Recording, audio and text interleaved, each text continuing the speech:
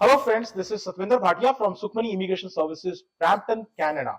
I'm a regulated and licensed Canadian immigration consultant. Today I'll be discussing with you a very important program in detail. This program is a PNP program and I'll be sharing complete detail with you. But before that, small request. If you are new to the channel and have not subscribed yet, please do consider subscribing. We talk a lot about Canadian immigration news, update, tips, tricks on this channel. If you like the video, please share it with your family and friends so that they can also benefit. So without further delay, let's move on to a very important video which is about Ontario's PNP. And this Ontario PNP program is called OINP, Ontario Immigrant Nominee Program, OINP. And under the OINP, this program is Employer Job Offer. So within Employer Job Offer, this is for international student stream. Recently, I'm looking at so many cases where students are basically scrambling. They are so distressed because they are not able to reach the PR pathway. This is a very important PR pathway, and the name itself is International Student Stream. This is from Ontario, and this is a big pathway, so you can easily get a PR through this. So stay till the very end. So let's start. But before, let me tell you a very important concept. This concept is very important. This concept is called NOI and EOI concept. So suppose you have a profile on a marriage website, say shadi.com, and somebody likes your profile and reaches out to you for a marriage alliance. That is called notification of interest. And if you reach out to the people, that is called expression of interest. So here, expression of interest, notification of interest. These are the two important things. Notification of interest happens when you have a profile in a federal express entry. Based on your profile, provinces send you notification. Whereas when you go ahead and do expression of interest in the province program, that is expression of interest EOI. So this is the basic difference. Now let's go on to the benefits of this program. This is a very good program because first, you do not have to make an express entry profile. There is no need to make an express entry profile. Some people do not qualify for express entry. So for them, this is real bonus. And even if you are able to make a profile in express entry, some people are not able to meet the CRS. So there is no CRS requirement, no express entry profile required. So this is a program without express entry, without CRS. You do not need any work experience. So there is no work experience thing here. There is no mandatory requirement that you need to meet at least 6 months or 1 year of work experience. No, there is no mandatory requirement. It can give you the PR for entire family. So if the student here in Canada is married, and he can also get the PR for his entire family. Express entry points are calculated differently, and I'll let you know how the points are calculated. We will go on to that part also. But for now, these are the benefits. Let's move on to the Ontario PNP OINP categories. Under the Ontario PNP categories are divided into three broad categories. The three categories are Express Entry Link. As the name says, Express Entry Link category is the one where you need to have a profile in the Express Entry. The second one is Expression of Interest, and the third one is Entrepreneur category. What we are going to talk is about Expression of Interest. So under the Expression of Interest, there are two broad categories. The first category is Graduate Stream. The graduate stream is, you have already done the graduation from India and or whatever country, your home country, and after doing the graduation from home country, you come here and you do the masters or you do the PhD program. So masters or PhD, already done the graduation from somewhere. But this is not we are going to talk. We are going to talk about employer job offer. Under employer job offer, there are three categories. Please Be carefully understand all these three categories. I am explaining right here the international student stream. There are two more categories, which is foreign worker stream and in-demand skills. In-demand skills, you can go for even the lower NOCs, lower tier 4 and 5. But here we are only talking about international student stream. International student stream employer job offer. As the name says, employer job offer, employer is the key person. So we first look at the requirements. There are three types of requirements. One, the job. The second one is the employer, and the third one is the applicant. Well, job requirements. What are the job requirements? Let us have a look in detail. So job offer, because this is Ontario's PNP, the job offer has to be from Ontario. It has to be within Ontario. The job needs to be a permanent job. Permanent job meaning there is no end date. It's not a contract. You start and you keep working. So that is a permanent job. What is the meaning of full time? So full time means in Ontario's law, it has to be minimum 30 hours per week. So 30 hours per week is, if you are doing 30 hours per week, then you are full time. If you are doing less than 30 hours per week, then it is not a full time. So next thing is tier category. The tier category has to be 0, 1, 2, 3. We are not talking about NOC. Please be careful. NOC is outdated. It is tier now, and tier 0, 1, 2, 3 is maximum. So you have to be within these three categories. And next one is job offer must be urgently necessary for the employer's business, and there is a low wage requirement also. So what happens is that if you go into the jobbank.gc.canada, each job, whatever job, right, there is a low pay, there is a high pay, and there is a median. So you should meet the criteria of low wage. Your wage should be higher than the low wage or equal to the low wage. If your wage is lower than the low wage, then you do not qualify. So let me tell you with the help of example. Suppose you are working as a retail sales supervisor. Your wage is $17, and the jobbank.gc.canada says lower wage, the lowest wage is $18. Median is 22, highest is 28.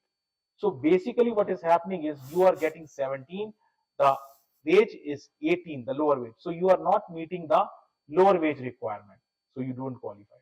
So you to qualify, you must have the job which meets the lower end of the spectrum, the lower wage of that job category. Now, let's move on to the employer requirement. So employer requirements are 4 different types.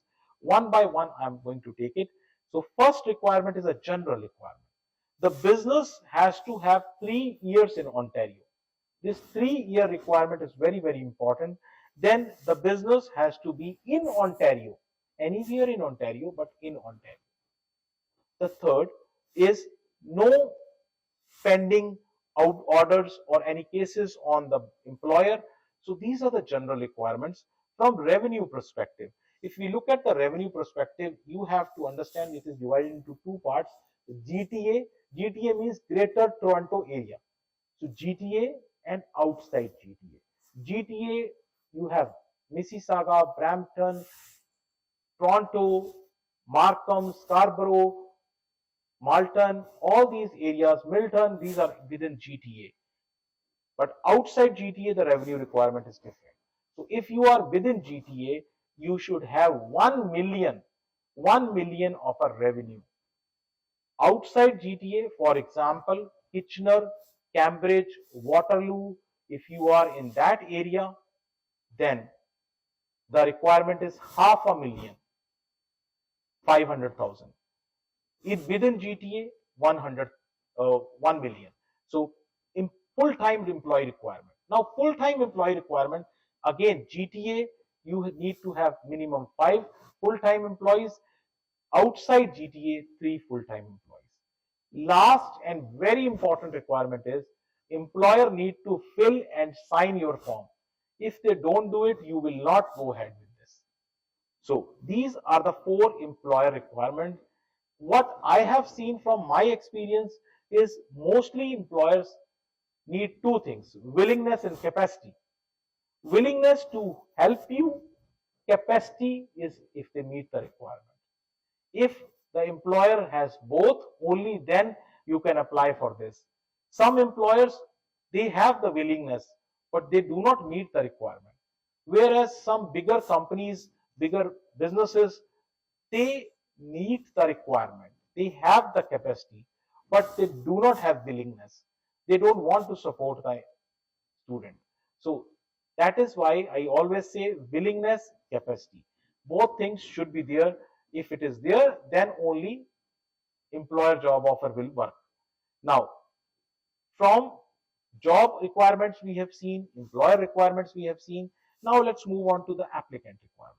Applicant requirement, the first requirement is education, and a major change happened in the education on January 1st, 2024. So education can be from Canadian Institute or can be from any of the Ontario Institute. Here is the big difference. So if you are, there is a list of all the eligible institutions on the government website. If you want, you can ask us, we can even email you that.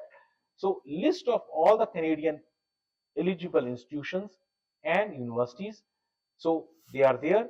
And Ontario, there is a kind of a privilege which is given to Ontario. Let us see that privilege.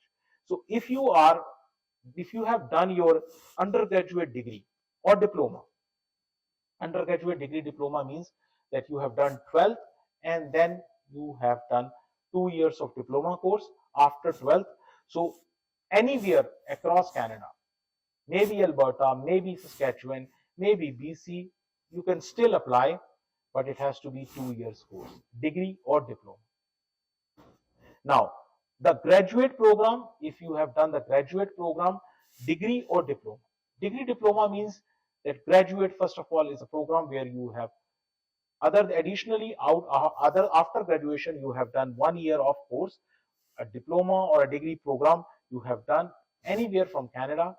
Again, you have to be on the list of eligible institutions. If you are there, yes, you meet. Now, here is the privilege which is given to Ontario, because it is Ontario's PNP. That is why privilege is there.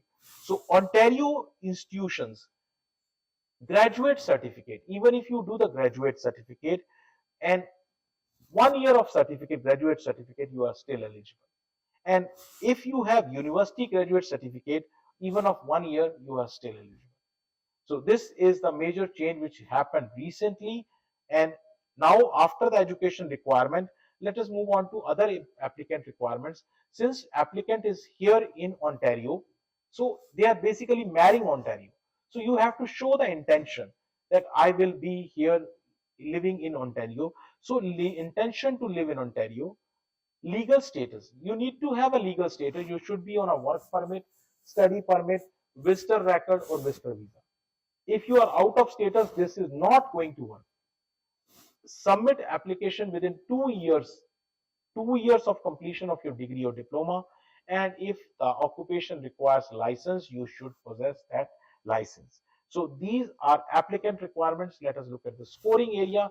There are 4 scoring areas: employment factor, education factors, language, and regionalization. So under each of the category, there is sub factors, and you can see the points, the maximum points in each category. So here it is. Employment factors, 6 factors are there.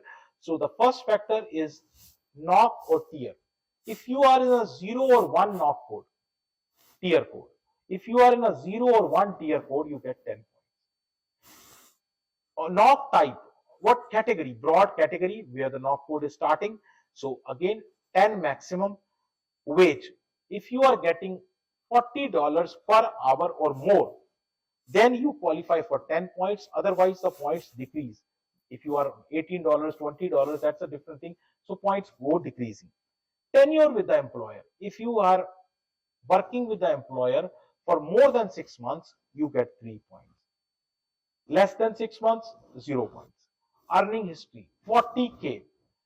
What is earning history? Earning history means notice of assessment. Notice of assessment, year-end taxes, you do notice of assessment, you get it from the government.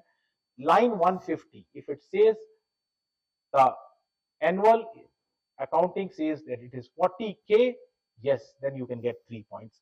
So this is about the educational employment factors. Now let us look at the educational factors. Educational factors are highest level of education. If it is a master's or PhD, you get 10 points. Otherwise, the points keep on decreasing. Field of study. Now, field of study means which category you have studied.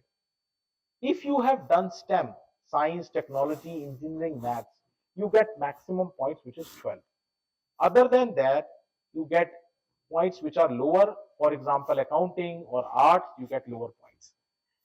Canadian education experience, if you have done your education from Canada, you get 10 points. CLB, this comes under the language. So CLB 9, if it is a CLB 9, you get 10 points. And further it goes decreases. CLB 8 decreases, CLB 7 further decreases. So knowledge of official language, if you know both English and French, you get 10 points. If you just know English, you get 5 points. So regional, where is the job located? If the job located in Toronto, you get 0 points. But as you move away from GTA, go outside GTA, you get points. Same is the case with study. If you have studied from Northern Ontario, you get maximum 10 points. So this is about the points and the process. Now let me tell you how the process works. So after you check the requirements, after you are okay, your employer said yes, go ahead with the employer job offer, they are willing to help you, then you do expression of interest, go on to OINP online, and online you need to use a portal which is called OINP online portal, and expression of interest, for that you need to use a one key and password, and then after the one key account password you can do the expression of interest. After you do the expression of interest, you are into the pool of Ontario. So if you meet the requirements, if you meet the score, then you will get an ITA, and once you get an ITA, you have 14 days to submit your application. Then once you submit the application, you get provincial nomination certificate, and once you get the provincial nomination certificate, you have to go straight to the PR portal, not to the express entry, and apply PR. So this is as simple as that. Now, as I always say, each case is different, each situation is different, and it's not like one size fits all. So if you need to discuss your case, or if you need to know about any of the immigration programs, any of the visa programs from Canada, you can book an appointment with us. Our office is located in Brampton. Address, email ID, phone number, everything is located with you here. And very important thing, if you have not subscribed to the channel so far, please do consider subscribing. And thank you very much for watching the video. Thanks.